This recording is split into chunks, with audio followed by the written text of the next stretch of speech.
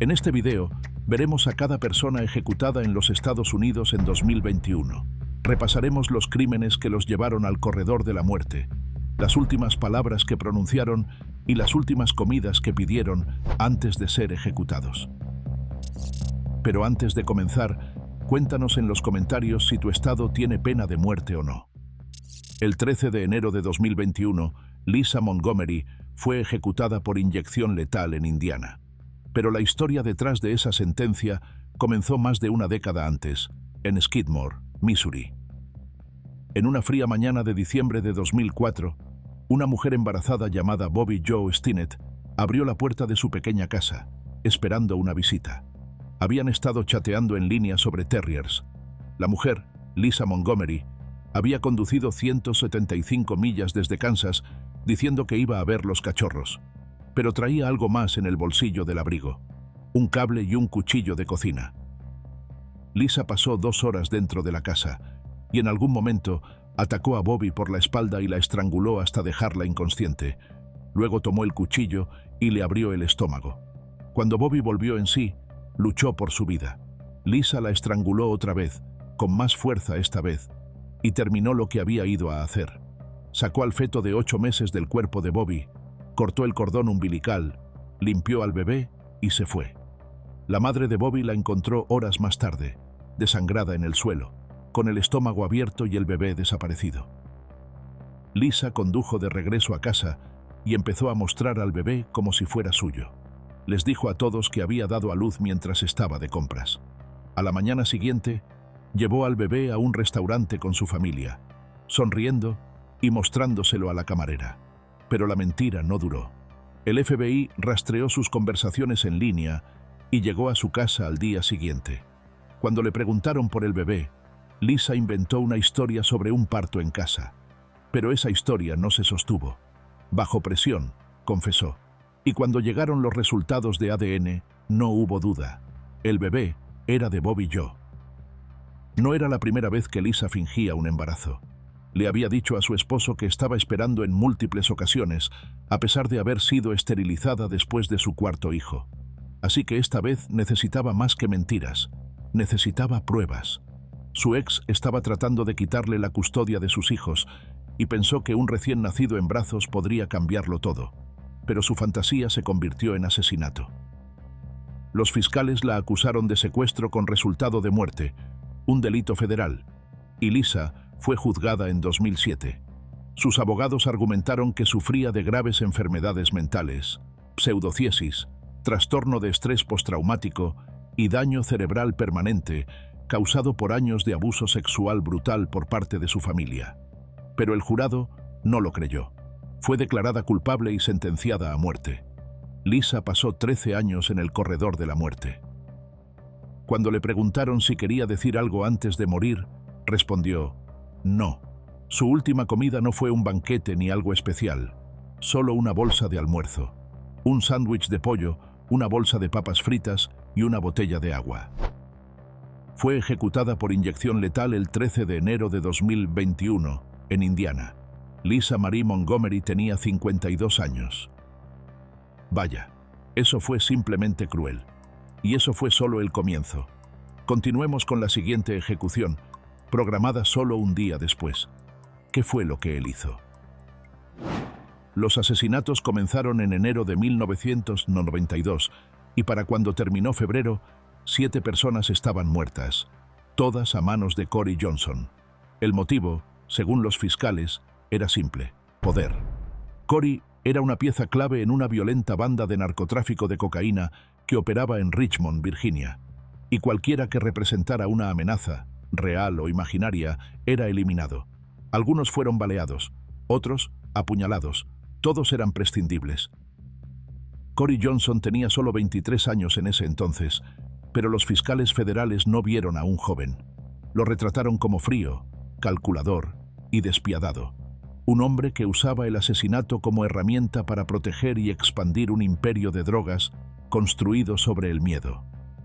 Su historia comenzó en el caos de la ciudad de Nueva York, donde la infancia fue cualquier cosa menos segura. Fue abusado, descuidado y abandonado por su madre a los 13 años. Rebotó de una institución a otra, escapando por cada grieta del sistema. Para cuando terminó en Virginia, apenas sabía leer o escribir. Pero eso no importaba en la calle. Las reglas eran simples: mostrar lealtad, infundir miedo y sobrevivir. En un lapso de 45 días, Corey estuvo involucrado en los asesinatos de 7 personas. Algunos eran rivales en el negocio de las drogas, baleados por territorio y dinero. Otros fueron víctimas colaterales, amigos, familiares o transeúntes que estaban en el lugar equivocado cuando Corey llegó a cobrar una deuda. Y eso no fue todo. Su ataque más brutal ocurrió cuando sospechó que alguien era un informante. Abrió fuego, matando a 2 hombres e hiriendo a 2 mujeres que apenas sobrevivieron. En 1993, Corey fue juzgado en un tribunal federal bajo una ley dirigida a grandes narcotraficantes. Fue declarado culpable de 7 cargos de asesinato y condenado a muerte. 2 de sus coacusados, Richard Tipton y James Rowan, también fueron condenados, ambos sentenciados inicialmente a la pena capital. Sus casos se estancaron durante décadas en apelaciones federales. Pero la capacidad mental de Corey se convirtió en un punto de amarga disputa legal. Tenía un coeficiente intelectual de entre 69 y 77, según el examen, y puntuaba en el percentil más bajo en alfabetización. Su defensa argumentó que tenía discapacidad intelectual y que ejecutarlo violaría la Constitución, pero los tribunales no estuvieron de acuerdo. Para enero de 2021, el gobierno federal estaba acelerando una ola de ejecuciones, apurándose contra el reloj en los últimos días de la administración Trump. Corey Johnson estaba en esa lista, pero solo unas semanas antes de su ejecución programada, Corey dio positivo por COVID-19. Sus abogados pidieron más tiempo, advirtiendo que el virus probablemente había dañado sus pulmones. La inyección letal, argumentaron, no solo detendría su corazón, sentiría como si se estuviera ahogando. Pero los tribunales no la detuvieron. La ejecución siguió adelante de todos modos. Después de pasar 28 años en el corredor de la muerte, Corey fue amarrado a la camilla en la USP Terre Haute la noche del 14 de enero de 2021. Para su última comida, pidió una pizza y un batido de fresa. También había solicitado donas rellenas de mermelada, pero no se las dieron. En sus últimas palabras escritas, llamó a la comida maravillosa, pero señaló: las donas deben corregirse. Rechazó pronunciar últimas palabras. Las drogas comenzaron a fluir a las 11:30 y fue declarado muerto 4 minutos después. Tenía 52 años. Corey sigue siendo el único del grupo conocido como la Newtown Gang que ha sido ejecutado, ya que 3 años después, el presidente Biden conmutó las penas de sus 2 cómplices. La Cámara de la Muerte no permaneció en silencio por mucho tiempo. Solo 24 horas después, ya se estaba llevando a cabo otra ejecución federal. Pero, ¿quién seguía? ¿Y qué había hecho para terminar allí? En la noche del 27 de enero de 1996, Dustin Hicks condujo hacia Washington, D.C., junto a Willis Haynes y otro amigo, Victor Gloria. Recogieron a 3 mujeres en el camino, Tamika Black, Tanji Jackson y Mishan Chin, y regresaron al apartamento de Dustin en Maryland para pasar el rato. Al principio, parecía ser solo otra reunión nocturna sin importancia. Pero algo salió mal. Estalló una discusión, y la tensión llenó la habitación. Finalmente, las mujeres decidieron marcharse, pero Dustin y los otros no iban a dejar que terminara así. Las siguieron en una camioneta, y Dustin se detuvo en el refugio de vida silvestre Patuxent, en Maryland. Allí, según los fiscales, se volvió hacia Willis y le dijo: «Asegúrate de que estén muertas». Dustin se quedó en la camioneta, mientras Willis llevó a las mujeres a pie hacia el bosque oscuro. Luego se escucharon disparos, resonando entre los árboles. Durante casi 3 años, nadie tuvo una respuesta clara sobre lo que había ocurrido. Luego, los investigadores nombraron a un sospechoso, Dustin Hicks. Para entonces, Dustin ya estaba en prisión por cargos de drogas no relacionados con el caso. Él insistía en su inocencia. Dijo que nunca ordenó matar a nadie, nunca apretó un gatillo. Y en 2012, Willis incluso firmó una declaración jurada afirmando que Dustin no lo había obligado ni amenazado para hacer nada esa noche. Pero eso no importó. Dustin fue condenado a muerte en 2001 por un jurado federal. Willis, quien disparó, recibió cadena perpetua sin posibilidad de libertad condicional. Victor, quien testificó para el gobierno, cumplió solo 7 años. El equipo legal de Dustin luchó durante décadas. Argumentaron que Dustin fue condenado con testimonios de personas que tenían todos los motivos para mentir. Señalaron que si el crimen hubiese ocurrido apenas unos cientos de metros más adelante por la misma carretera, fuera de terrenos federales, lo habría juzgado el estado de Maryland, el cual ya había abolido la pena de muerte. Pero nada de eso cambió el resultado. Dustin pasó 20 años en el corredor de la muerte. El 16 de enero de 2021, a la 1:23, el gobierno de los Estados Unidos llevó a cabo su última ejecución durante el primer mandato del presidente Trump. Para su última comida, Dustin pidió una pizza, un batido de fresa y donas rellenas de mermelada. Más tarde se quejó de que no le dieron las donas rellenas. Justo antes de que le administraran las drogas, Dustin usó sus últimas palabras para mantener su inocencia. Quiero decir que soy un hombre inocente. No ordené los asesinatos. Mencionó los nombres de cada una de las mujeres que murieron esa noche. Dustin Hicks fue ejecutado por inyección letal a los 48 años. Con las ejecuciones de enero completadas, la siguiente fue programada para el 19 de mayo. Veamos qué hizo el siguiente recluso del corredor de la muerte. El 11 de septiembre de 1999, Quintin Jones, de 20 años, entró en una casa donde siempre había sido bienvenido. Pertenecía a su tía abuela de 83 años, Berthena Bryant, la mujer que lo había ayudado a criarse. Ella confiaba en él, lo amaba como a un hijo. Pero esa confianza no significó nada esa mañana. Dentro de su casa en Fort Worth, Quintin tomó un bate de béisbol y la golpeó hasta matarla. Luego, metió la mano en su bolso, tomó $30, dinero que ella probablemente le habría dado si tan solo se lo hubiera pedido, y los usó para comprar cocaína. Poco después, Quintin confesó. Le dijo a la policía que estaba drogado con cocaína y heroína, apenas consciente de lo que hacía. Pero este no fue el único asesinato vinculado a su nombre. Ese mismo verano, otros 2 hombres fueron asesinados en incidentes separados en los que Quintin también estuvo involucrado. En esos casos, él culpó a otro hombre, Ricky Rusa, alegando que Ricky fue quien apretó el gatillo.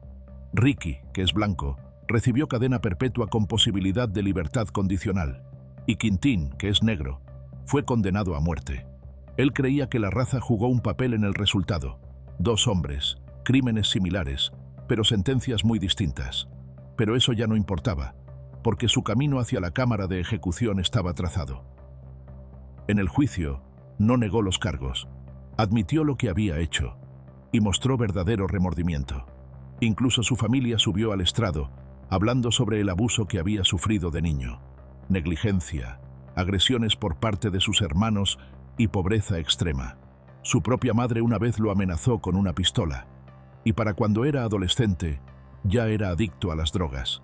En un momento, incluso se disparó en el pecho intentando quitarse la vida. Aún así, el jurado lo sentenció a muerte en 2001.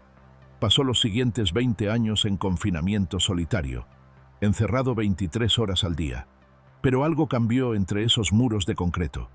Empezó a escribir cartas y leía constantemente. Comenzó a ser mentor de presos más jóvenes, tratando de alejarlos del camino que él había tomado. Una de esas cartas llegó a manos de Zuleika Jawad, una escritora que más tarde compartiría su historia en The New York Times. Nunca pidió lástima y no esperaba perdón, pero le dijo una cosa con claridad: estaba tratando de dejar algo bueno atrás. Mattie, la hermana de Berthena, lo perdonó. Y también lo hizo el hermano gemelo de Quintin. Más de 180.000 personas firmaron peticiones pidiendo al gobernador de Texas, Greg Abbott, que le perdonara la vida. Pero el indulto nunca llegó. El 19 de mayo de 2021, a las 6:40, Texas ejecutó a Quintin por inyección letal. No se permitió la entrada de reporteros y fue la primera vez en casi 30 años que una ejecución en Texas ocurrió sin testigos de prensa. Más tarde, La prisión culpó de esto a un error de comunicación. Antes de que las drogas hicieran efecto, Quentin pronunció sus últimas palabras. Quiero agradecer a todas las personas que me apoyaron a lo largo de los años. A la loca Maddie, mi gemela Sonja, Angie y todos los compas, también conocidos como Money y Peruvian Queen, incluida la loca dominicana. Me alegró mucho dejar este mundo siendo un lugar mejor y más positivo. Espero haber dejado a todos un plato de comida lleno de buenos recuerdos, felicidad y sin tristeza. Ya terminé, alcaide. A Quentin no se le permitió elegir su última comida. Texas eliminó esa tradición en 2011 después de que varios reclusos ordenaran comidas enormes y luego no las tocaran. Fue ejecutado por inyección letal. Quentin Jones tenía 41 años. Y si esto te pareció impactante, espera a escuchar lo que hizo el siguiente hombre. El 18 de diciembre de 2009, un vecindario tranquilo en Kennedale, Texas, se iluminó en llamas justo después de la medianoche. Pero lo que comenzó como un incendio residencial pronto se convirtió en algo mucho más horroroso. Cuando los bomberos entraron, encontraron los cuerpos calcinados de Joy Hummel, su padre Clyde, y su hija de 5 años, Jody. Los tres habían sido brutalmente golpeados hasta la muerte antes de que se iniciara el incendio, y Joy estaba embarazada. La escena fue devastadora, pero faltaba una persona. John, el esposo de Joy y el padre de su hijo no nacido, no estaba en la casa, y no fue hasta las 4:30 de la madrugada que apareció para hablar con la policía, diciendo que había estado toda la noche comparando precios de regalos navideños. Pero algo no cuadraba. Los oficiales notaron sangre en sus pantalones, arañazos en su espalda, y más tarde encontraron sangre también en sus calcetines. Dio una declaración, salió de la estación, cobró su cheque de pago y desapareció. 2 días después, agentes fronterizos lo atraparon tratando de regresar a pie a los EU desde Tijuana sin pasaporte. Había sido reportado como desaparecido y potencialmente peligroso. Aunque aún no se había emitido una orden de arresto, los agentes lo retuvieron hasta que se formalizó. Tras ser transferido a una cárcel en San Diego, John confesó. Dijo que primero apuñaló y golpeó a Joy, y luego atacó a Clyde y a Jody. Admitió haber incendiado la casa y haber ido a varias tiendas Walmart después para aparecer en las cámaras de seguridad. Su ropa estaba cubierta de sangre, y las armas homicidas fueron encontradas después en un contenedor de basura. Los investigadores también descubrieron la existencia de Christy Freeze, una mujer con la que John había tenido una aventura mientras estaba casado con Joy. Christy dijo que rompió contacto después de enterarse de que Joy estaba embarazada, pero que John seguía llamándola. Christy finalizó su divorcio solo 2 días antes de los asesinatos. Después de escuchar todo esto, el jurado no tardó en decidir, y John fue declarado culpable de asesinato capital. Dijeron que representaba una amenaza constante para la sociedad y que no veían razón alguna para perdonarle la vida. En 2011, fue sentenciado a muerte. Pasó 10 años en el corredor de la muerte. El 30 de junio de 2021, en la unidad de Huntsville, a John no se le permitió elegir una última comida especial. Pronunció una breve oración sobre la camilla. Sí, cuando me acuesten a dormir, pues voy a morir por justicia, el Señor tomará mi alma. Estaré con Jesús cuando despierte, dijo. Luego se dirigió a los presentes. Realmente lamento haber matado a mi familia, dijo. Estoy agradecido por todos los pensamientos y oraciones por mi familia en los últimos días. Amo a cada uno de ustedes. Fue ejecutado por inyección letal en Texas a las 6:49. John Hummel tenía 45 años. Uf, eso fue brutal. Y mientras esta ejecución en Texas acababa de concluir, otro recluso del corredor de la muerte ya estaba esperando su turno. Pero, ¿qué fue lo que hizo? El 13 de septiembre de 1991, menos de 24 horas después de haber salido en libertad condicional, Rick Rhodes irrumpió en una casa en Pasadena, Texas. Dentro estaban 2 hermanos, Charles Allen, de 31 años, y Bradley Allen, de 33. Lo que comenzó como una discusión en el jardín delantero se convirtió en una masacre a puerta cerrada. Rick había estado bebiendo deambulando por su antiguo vecindario, cuando se cruzó con Charles. Según él, Charles iba a entrar a la casa para buscar un arma, y Rick lo siguió. Ya dentro, Rick agarró una barra metálica y golpeó a Charles. Luego lo apuñaló con un cuchillo de cocina durante el forcejeo. Cuando Bradley acudió para ayudar a su hermano, Rick también lo apuñaló. Cuando todo terminó, se cambió de ropa. Tomó algo de dinero en efectivo y se fue, dejando a los dos hermanos desangrándose en el suelo. Ambos hombres murieron a causa de sus heridas y sus cuerpos fueron encontrados en la casa poco después. Rick le dijo a la policía que solo se enteró de que habían muerto cuando lo vio en las noticias. Pero semanas más tarde, durante un intento fallido de robo en una escuela, los oficiales lo capturaron. Dijo que estaba cansado de huir y confesó los asesinatos con detalles perturbadores. En 1992, un jurado sentenció a Rick a muerte por el doble homicidio que había cometido. Pero incluso después del veredicto, la lucha estuvo lejos de terminar. Durante años, Rick afirmó que su juicio no había sido justo. Sus abogados argumentaron que los jurados negros fueron excluidos de forma indebida, insinuando que hubo sesgo racial en la selección del jurado. Pero los tribunales rechazaron esos reclamos. Los fiscales, dijeron, habían usado la mayoría de sus objeciones contra jurados blancos, y las razones dadas se consideraron neutrales en cuanto a raza según la ley. Para 2019, todas las apelaciones sobre ese tema habían sido denegadas. Aún así, Rick siguió insistiendo, esperando un nuevo juicio, un nuevo resultado, cualquier cosa. Pero los tribunales no cedieron. La fecha fue fijada. Pasó 28 años en el corredor de la muerte. En su último día, el 28 de septiembre de 2021, Rick Rhodes no comió.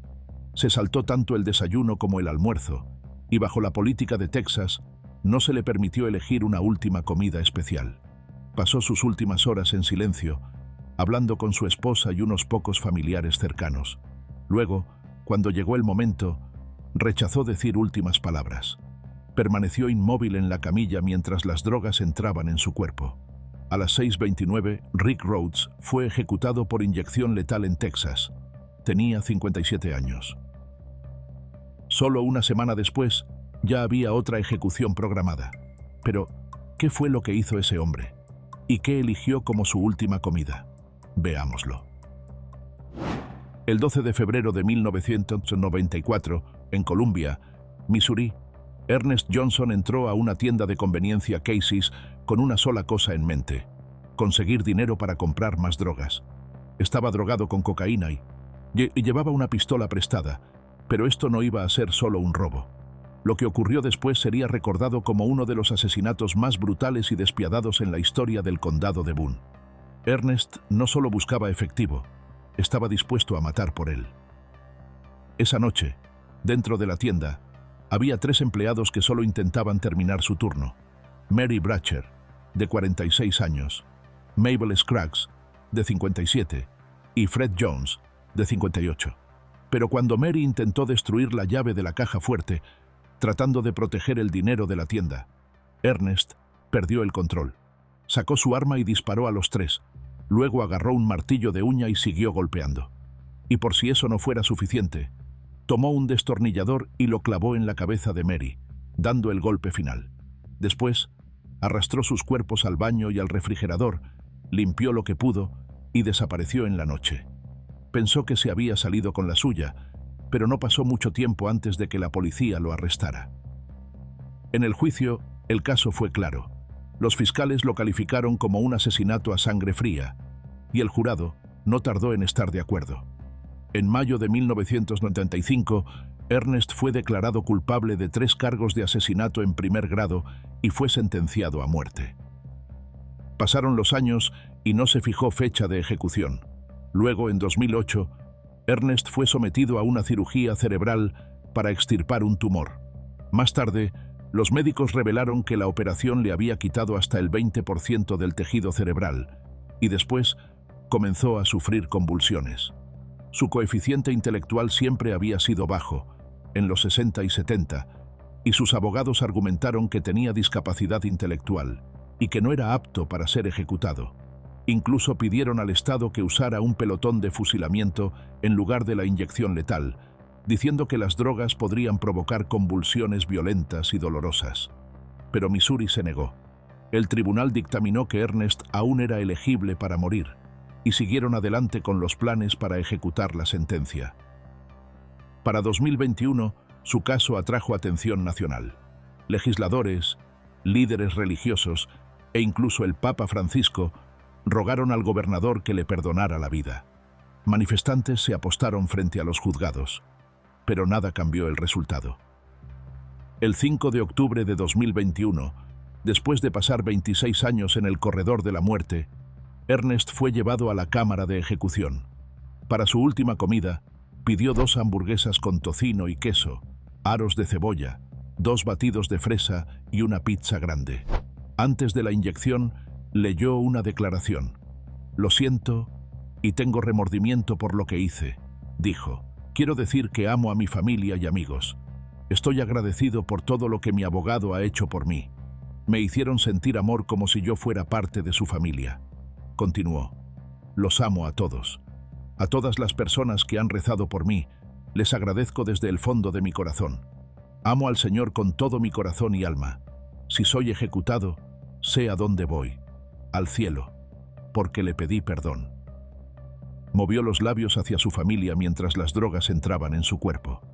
A las 6:11, Ernest Lee Johnson fue ejecutado por inyección letal en Missouri. Tenía 61 años. Solo 16 días después, ya había otra ejecución programada. Pero, ¿qué fue lo que hizo él? El 27 de octubre de 1991, en Birmingham, Alabama, Sharma Ruth Johnson, de 22 años, se detuvo en un cajero automático. Era una parada común, hasta que Willie Smith se le acercó con una escopeta. La obligó a punta de arma a meterse en el maletero de su propio coche y luego usó su tarjeta bancaria para retirar $80. Durante todo ese tiempo, Sharma estuvo encerrada dentro de su vehículo, aterrada e indefensa. Pero Willie no se detuvo ahí. La llevó a un cementerio con otras personas en el auto, la sacó del maletero y le disparó en la parte posterior de la cabeza. Luego volvió a meter su cuerpo dentro, abandonó el coche y le prendió fuego. Días después, sus restos calcinados fueron encontrados aún dentro del maletero, sola y abandonada como si fuera basura. Fue arrestado poco después del asesinato. Lo atraparon al presumir lo que había hecho frente a alguien que llevaba un micrófono oculto. Y sin saberlo, cada palabra que dijo se convirtió en prueba en su contra. Fue acusado de asesinato capital y más tarde condenado en juicio. El jurado lo sentenció a muerte. Pasó 30 años en el corredor de la muerte. Con el paso de los años, sus abogados argumentaron que tenía una discapacidad intelectual, con estimaciones de coeficiente intelectual entre 64 y 75. Pero los tribunales dictaminaron que era competente para enfrentar la ejecución. Su primera fecha de ejecución, en febrero de 2021, fue suspendida apenas minutos antes de que comenzara, después de que la Corte Suprema acordara que Alabama no podía proceder sin permitir que su pastor personal estuviera presente en la sala. Esa decisión lo cambió todo, retrasando la ejecución por 8 meses. Pero luego se fijó una nueva fecha, el 21 de octubre de 2021. Y esta vez, cuando llegó el momento, el pastor estuvo a su lado. Las últimas horas de Willie fueron tranquilas. Rechazó el desayuno y el almuerzo, comió papas fritas durante la visita familiar y pasó el tiempo con sus seres queridos, su esposa, su madre, su padrastro, su hermana, su cuñado y sus 2 sobrinos. No hizo llamadas telefónicas y no ofreció palabras finales. A las 9:30 se abrió la cortina. El pastor Robert Wiley colocó una mano sobre la pierna de Willie y rezó. Mientras el sedante midazolam fluía por sus venas, Willie se estremeció 2 veces. Su respiración se hizo lenta, luego se detuvo. La hora de la muerte fue 9:47. Willie B. Smith III fue ejecutado por inyección letal en Alabama el 21 de octubre de 2021. Tenía 52 años. Y solo una semana después ya había otra ejecución programada. Veamos qué hizo ese siguiente recluso del corredor de la muerte. El 13 de noviembre de 1998, dentro del centro correccional Dick Conner, John Grant, de 37 años, ya cumplía una condena de 130 años por una serie de robos a mano armada. Estaba encarcelado desde los 19. Esa mañana tuvo otra acalorada discusión con Gay Carter, una trabajadora de la cafetería de la prisión, por algo tan insignificante como una bandeja de desayuno. Pero según otros reclusos, no era la primera vez que discutían. Lo habían escuchado amenazarla en 2 ocasiones, una el día anterior y otra esa misma mañana. Pocos minutos después, John estaba esperando en las sombras, de pie cerca de un armario de suministros dentro de la prisión. Y cuando Gay pasó por ahí, la agarró, la arrastró adentro y la apuñaló 16 veces con una arma casera fabricada en prisión. Una de las heridas perforó su aorta y ella se desangró rápidamente. Un oficial de correcciones corrió para ayudar, pero ya era demasiado tarde. Después, John giró el arma contra sí mismo, intentando quitarse la vida, pero el personal lo derribó y le quitó el arma antes de que pudiera hacerse más daño. Gay fue trasladada a un hospital y declarada muerta poco después. En el año 2000, un jurado declaró a John culpable de asesinato en primer grado y lo sentenció a muerte. Pasó 21 años en el corredor de la muerte. Sus abogados argumentaron que había sido moldeado por una infancia brutal, criado en la pobreza, abusado y desplazado constantemente dentro de un sistema juvenil roto. Pero todas sus apelaciones de clemencia fueron denegadas, y los tribunales confirmaron la sentencia. Su última solicitud de indulto fue rechazada solo 3 semanas antes de su ejecución. Para su última comida, pidió 2 hamburguesas con tocino y queso, papas fritas sabor barbacoa y una botella de 2 litros de Pib Extra. Los guardias dijeron que comió con rapidez, como si estuviera corriendo contra el reloj. A las 4 del 28 de octubre de 2021, Oklahoma reanudó las ejecuciones tras una pausa de 6 años, y John fue el primer recluso ejecutado bajo el nuevo protocolo del Estado. Pero las cosas no salieron bien. Tan pronto como el sedante midazolam entró en su sistema, los testigos vieron cómo su cuerpo se convulsionaba. Vomitó repetidamente y luchó por respirar. Su espalda se arqueó fuera de la camilla. Los reporteros describieron la escena como perturbadora, más violenta que cualquier otra ejecución que hubieran presenciado antes. Un médico pagado por el Estado no estuvo de acuerdo, diciendo que John estaba inconsciente y no sufrió. Pero la autopsia más tarde reveló pulmones llenos de líquido y signos de ahogamiento. La causa de la muerte se registró como inyección letal, pero lo que sintió antes de eso, solo John lo supo con certeza. John Grant tenía 60 años. Bueno, eso fue impactante. Ahora continuemos con la siguiente ejecución. David Neal Cox fue ejecutado por inyección letal en Mississippi el 17 de noviembre de 2021. Pero, ¿qué fue lo que hizo? El 14 de mayo de 2010, en Sherman, Mississippi, Kim Cox, de 40 años, estaba en la casa de su hermana junto a sus hijos y otros familiares, tratando de mantenerse a salvo de su esposo separado, David Neal Cox. 9 meses antes, David había sido arrestado por abusar sexualmente de la hija de Kim, y él culpaba a Kim por haber hecho que su familia se volviera en su contra. Desde la cárcel, la amenazó con matarla, y cuando le concedieron la libertad bajo fianza, cumplió su amenaza. Llegó a la casa y abrió fuego de inmediato. En medio del caos, la hermana de Kim y uno de los niños lograron escapar, corriendo por sus vidas. Pero los demás no tuvieron esa suerte. Quedaron atrapados dentro, y durante las siguientes 8 horas, David los mantuvo como rehenes, armado, enfurecido e impredecible. Luego, frente a los niños, le disparó a Kim en el estómago y violó a su hijastra 3 veces mientras Kim se desangraba. Ignoró cada súplica para que la dejara recibir ayuda. Quería que sufriera. El enfrentamiento terminó poco después de las 3 de la madrugada, cuando un equipo SWAT irrumpió en la casa y lo arrestó. David fue acusado de asesinato capital, secuestro, abuso sexual, robo con allanamiento de morada y disparos dentro de una vivienda. En 2012, se declaró culpable de todos los cargos. El jurado lo condenó a muerte por el asesinato de Kim y a 185 años por el resto. Pasó 9 años en el corredor de la muerte. Más tarde escribió al juez diciendo que no se arrepentía de haber matado a Kim y que lo haría de nuevo. En 2021, un juez determinó que estaba mentalmente capacitado para renunciar a sus apelaciones. El Estado fijó una fecha de ejecución. Para su última comida, David pidió bagre frito, papas fritas, harina de maíz y pudín de plátano. La compartió con el comisionado de prisiones, 2 miembros del personal y 3 capellanes. Cuando le preguntaron si tenía últimas palabras, David dijo: «Quiero que mis hijos sepan que los amo mucho y que una vez fui un buen hombre. No lean nunca otra cosa que no sea la Biblia King James». Antes de morir, David confesó haber asesinado a su cuñada Felicia Cox en 2007, 3 años antes del crimen por el que sería ejecutado. David siempre había sido el principal sospechoso, pero nunca hubo suficientes pruebas. Eso cambió con sus palabras finales. Semanas después de su ejecución, los investigadores siguieron su mapa y encontraron el cuerpo de Felicia, enterrado justo donde él dijo que estaría.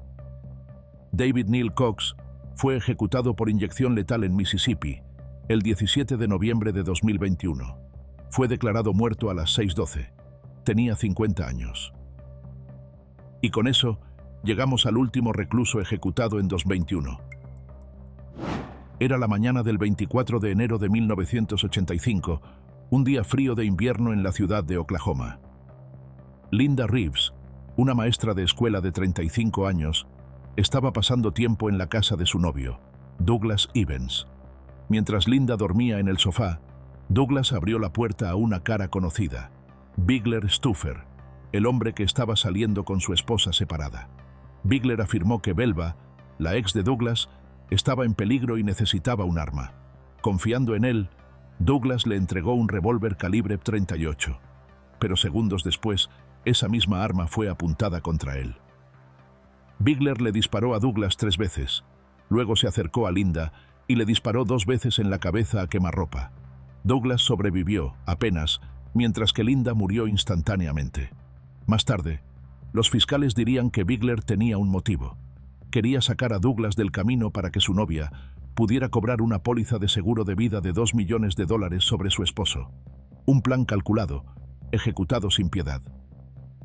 Pero ese plan falló. Bigler fue arrestado ese mismo día. Al principio lo negó todo, pero eventualmente admitió haber disparado a Douglas. En el juicio, afirmó que fue en defensa propia y dijo que Linda ya estaba muerta cuando él llegó. Pero el jurado no le creyó. En 1985 fue condenado a muerte por asesinato y recibió cadena perpetua por intento de asesinato. Pasó 36 años en el corredor de la muerte. Bigler rechazó una última comida especial. Le sirvieron el menú estándar de la prisión: una hamburguesa de pollo, 2 rebanadas de pan, papas fritas, brócoli, fruta, 2 bizcochos, una bebida de frutas y agua. Antes de que le administraran las drogas, sonrió, rió suavemente y dijo: «Mi petición es que mi padre los perdone. Gracias». Bigler Stuffer fue ejecutado por inyección letal en Oklahoma el 9 de diciembre de 2021. Tenía 79 años y 2 meses, lo que lo convirtió en la segunda persona de mayor edad ejecutada en ese estado. Eso concluye todas las ejecuciones llevadas a cabo en 2021. Y si te gustó este video, no te pierdas el siguiente, porque justo cuando creías que no podía ser peor, sí, puede. Y los próximos casos son aún más perturbadores.